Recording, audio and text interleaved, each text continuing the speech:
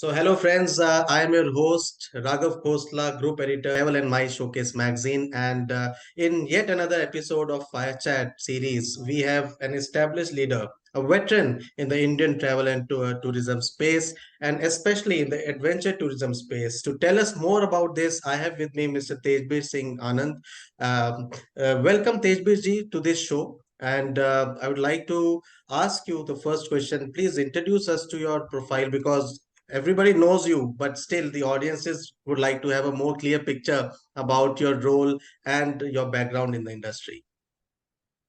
Thank you so much, and it's a proud privilege and an honor to be here on this platform. My name is Tejbir Singh Anand, and I'm the managing director of a company called Holiday Moods Adventures Private Limited. I am also the senior vice president of the Adventure Tour Operators Association of India, and I'm also currently the vice chair at the FAITH, which is the federation in India for all the tourism and hospitality associations. Absolutely. Tejviji, you have been in the industry since a very long time. Can you give us a brief recount of your professional journey? When did you start and how has been the journey so far? And how the industry has evolved over a period of time? That's a very long question, but it needs a very long answer. But nevertheless, I think if I just sum it up, I think we kicked off way back in the early 90s, where we started off commercially. But by 97 we restructured Holiday Moods Adventures, and we launched it. Me and my wife, we are co-founders, and starting off as a adventure tour operator, we went on to create our own activity centers and resorts. So we have two adventure activity centers and resort. One is in the Aravali Hills, just outside New Delhi, and one is up in the Dharamsala region in the Kangra district. Going ahead, we thought that according to the vision of the association, we also wanted our members to operate in 7 continents. So we thought, let's try that and we'll start that. So by 2013, we were operating in 7 continents. We started operating in the 7 continents of this globe. And by 2018, we wanted to play a bigger and a meatier role, where we wanted to offer the polar countries to the travel community, travel fraternity. So as of now, we are a DMC and distributors for a couple of cruise liners for Antarctica, for Greenland, Arctic Canada, Svalbard, Iceland, Greenland. Yeah, so that's what we're doing. So we're a company which has an inbound division, we have an outbound division, we have our own activity centers and resorts, and of course, we are an adventure tour operator. Okay. If we talk about adventure tourism, how big is this industry globally and what are the figures in India over here? Uh, Interestingly, the this industry is still based on guesstimates. We still are unable to actually put a finger on it, but we are talking about $500 million growing up to 1 trillion and going up to $3 trillion. So it's huge that we're talking about. Uh, in India, I think as per the last whatever statistics that we had, we pegged the operations at 1772 crores, which is also, I'm sure, more or less a guesstimate, although these were statistics released. So it's a very large industry, and globally, it's growing very, very fast. In fact, the CAGR is around 17% and above. So it's a very healthy industry growing up, and it's all about experiences. So today, gone are the days when people just wanted to sit in a coach and just look at the monuments and take pictures.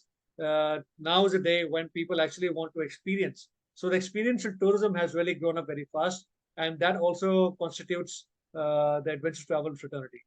Absolutely. And, the government is also now emphasizing on the role of tourism sector. And we talk about weddings as a tourism booster. We talk about MICE. We talk about spiritual tourism.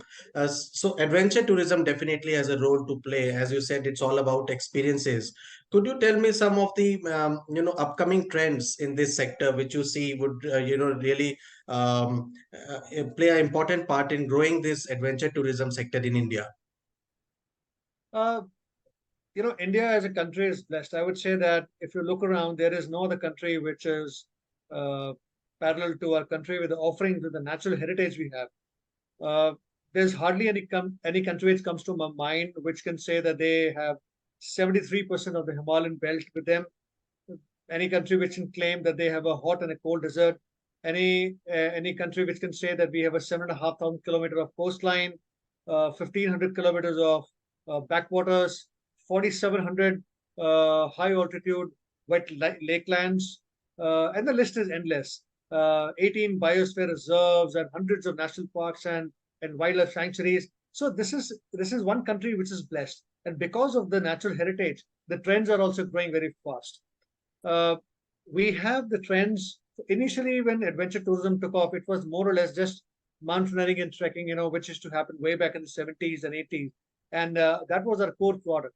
That's how we all started. But then, as we talk about, we are sitting in 2023, not only have many activities come in, we have almost 31 verticals in our association, which have been mapped, and they are also listed on the website. So, right under land, water, and air, you have 31 activities which the travelers now follow. So the trends are like, people also go for scuba diving, they also snorkel, they do sea kayaking, they do river kayaking, rafting, wildlife safaris, motorcycle expeditions, not in India, but now people are driving across the globe, multi countries, another flavor, the new trend which has come up. Uh, Parents with children, that is something which is so nice, because in my days, I never went out with my parents, as a great bonding time. But now we cater to families where children come along with their parents, and they walk and they hike and they raft. So that's the most amazing time that one will have as a memory when you grow up. All women's travel. So women's travel is another great segment which is growing up. You find so many blogs and pictures and people writing about, a gang of girls, going across the globe or in India, trekking, rafting, or even cultural immersions, So there is so much happening in the country. I think this is a complete, a new, a new era which is unfolding. This really looks very exciting. But are there any apprehensions in respect to safety guidelines in terms of the safety infrastructure which Indian companies are having, and maybe also in terms of, because as a general perception, people do not think of India as a really viable destination in terms of the standards which we set in terms of many areas. So what are your aspects in regards to that? Um, I think to some extent, this could be a fair evaluation, but at the same time, it could not be a fair evaluation also, because I think it's about the communication, the awareness that we need to create. The fact that we have a very unorganized sector does point towards the safety aspects, which certainly is very concerning. But at the same time, there is the organized sector also, which needs to be talked about. So companies which are licensed by the Ministry of Tourism, companies who have been holding their licenses, they do their refresher courses, their guides are certified. Uh, Companies which have, so for example, my company, Holiday Moons Adventures, we have a safety guidelines manual. We have a standard operating procedure for all the activities that we cater to. Our manual runs into around 72 pages of the activities that we have chosen to conduct them commercially. There are many, so the manual can run into a few hundred pages. But whatever we selected, so we operate that. All these safety guidelines are recommended by the UIAA and the Adventure Tour Operators Association of India. So we and all companies which are standardized companies who are very concerned about safety, they have their own philosophies which are on international standards like 3Gs. So we talk about the guide, we talk about the gear, we talk about the guidelines. If a company has guides, gearlines, and gears and guidelines in place, there's very less chance that you'll go wrong. We keep on inspecting our equipments. We have proper briefing to our customers who come for an activity. We have medical facilities. All the guides are also certified in first aid and CPR, and they keep on refreshing the course. Insurance is given to all our clients. We encourage them that we will not conduct the program if you do not buy insurance. Insurance also has medical evacuation facilities. Minimum standards are also defined. So when you have such procedures, there is no need to be afraid of, because we have actually walked the talk. We have done it ourselves in the field. We have come back, mapped all the possibility of the hazards which can happen, and we do a risk assessment. So we assess that if such situation arises, how do we assess the risk? So you identify the hazards, you understand what are the likelihood of the injuries that can happen, and because of the injury, what can be the impact, and what are control measures that we can look into. And finally, if these injuries do happen, we need to log, we need to record, because this needs to be carried forward so that it cannot be repeated again. So safety and risk assessment is very important. It's a need of the hour, and most of the Adventure Tour Operators Association members follow such rules, and they are certified by the Ministry of Tourism and other sources. It seems as if you are putting real efforts in making this as an organized sector in India. Please tell us a little bit more about your association, the Adventure Tour Operators Association, since how many members you have, when did you form, and what are your core objectives? I know you are working towards safety and SOPs, as you told me. Uh, uh, like I said, the association is almost like 3 decades old. It was started only by 7 people, and way back in 1994. And so next year is our 30 years of celebration. As we go ahead, I think one of the main objectives, our mission and our vision, if you as may define it, uh, we're on a mission of making sure that India is a safe country. India is a country which is mentioned in people's mind, in their aspirations to go as an adventure travel destination. We want India to be seen as the place to go for adventure travel, a safe destination. So that's what we want, and that's what we aspire. Now, how do we do it?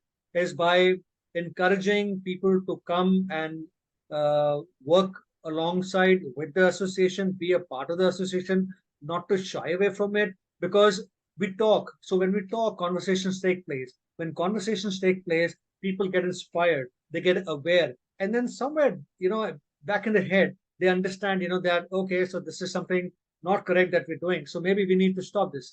We need to do better.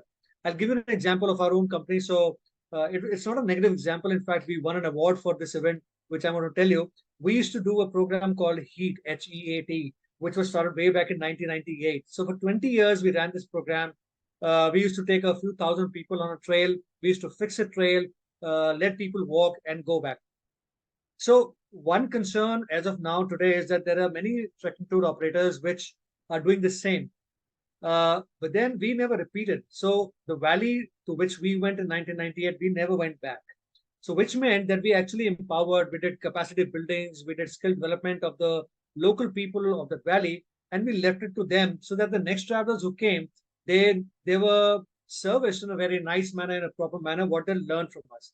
But today, if you fix a trail and you keep on doing the trail, hundreds and thousands of people keep on walking the same route day out and day in and up and down. So that really puts a lot of pressure, and it takes away the thrill of adventure. It becomes too systematic. It becomes too much of a set trail. So the adventure component is not there when you have hundreds of people camping next to you. That is what nature wants from you.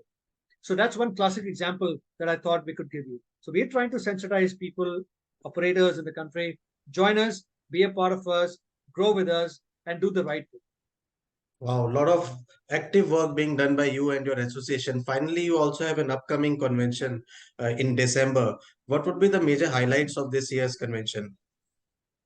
Uh, so we are going to Gujarat. So initially, we were seen as an association which used to only look at the Himalayan destinations. So we thought many years back, in fact, by 2009 or 8, we were trying to give a message to the country that we are not north centric, we are not Delhi centric. We don't just look at the Himalayan belt; we are looking at the complete country, because adventure lurks around in the entire country. So, like I said, adventure can be in a forest down south of India.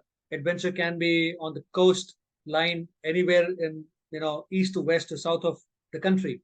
Adventure can be the backwaters. Adventure can be anywhere in the country. So we are now, our message to the country is that we're going to Gujarat at the Statue of Unity, and Statue of Unity is a fantastic place, as we all know it. It's a great project which has come up by the Gujarat government. So we're going to go there, and we are going to say that we are exploring new frontiers. We want to also explore the adventure, natural heritage of the state of Gujarat.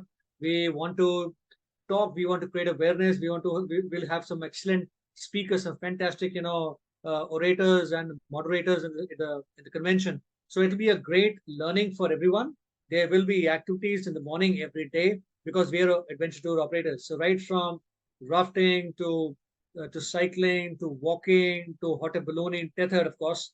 So we'll have a lot of activities in the morning, and in the day we will have business sessions. So it's a 3 night and 4 days program that will be conducted from the 16th to the 19th of December. And I invite everyone to log into our website of atoai.org.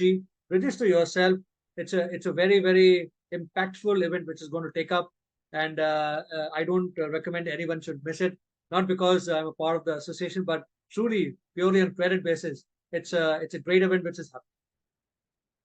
Wonderful, Tejbir, and we wish you all the best for your upcoming event. As a media, we look forward to covering the event. And thank you for giving us time today and sharing your valuable insights. I hope our audiences really appreciate this episode. Thank you, Tejbir, once again. Thank you. It's a proud privilege and honor.